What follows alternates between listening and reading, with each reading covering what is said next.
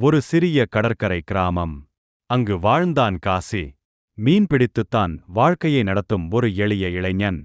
ஒவ்வொரு காலையிலும் கடலுக்குச் சென்று மாலை சூரியன் மறையும் வேளையில் தனது பழைய மரக்குடிசை முன் அமைதியாக அமர்ந்து மிச்சமுள்ள சாதத்தை மட்டும் சாப்பிட்டு நாளை முடிப்பான்.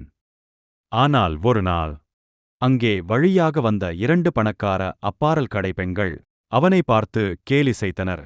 இவனால வாழ்க்கையில என்ன ஆம்புத? அந்த வார்த்தைகள் காசியின் மனதை துண்டு துண்டாக நொறுக்கியது.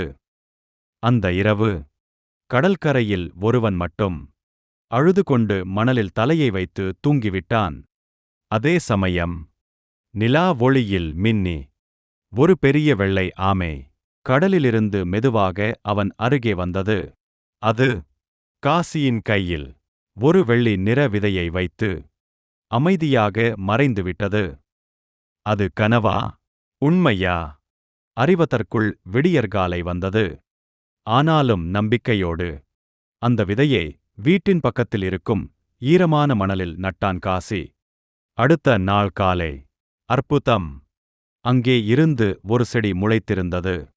அதில் வெள்ளி போல மின்னும் பூக்கள் மலர்ந்திருந்தன. கிராமமெங்கும் அதிசயக் குரல்கள். அந்த பூகளை விற்று காசி ஒரு பெரிய கப்பல் வாங்கினான். இப்போது அவன் ஒரு பணக்கார மீனவர். ஆனால் காலம் நின்றுவிடாது. சில வருடங்கள் கழித்து அந்த காசி இந்த உலகை விட்டுப் போனான். கடலலைகள் சோகமாக கரையை தழுவும் அந்த மாலை அதே வெள்ளை ஆமை மீண்டும் கடலிலிருந்து வந்தது. காசியின் கல்லறை முன் தன்னுடைய கண்களை மூடி மெதுவாக அழுதது.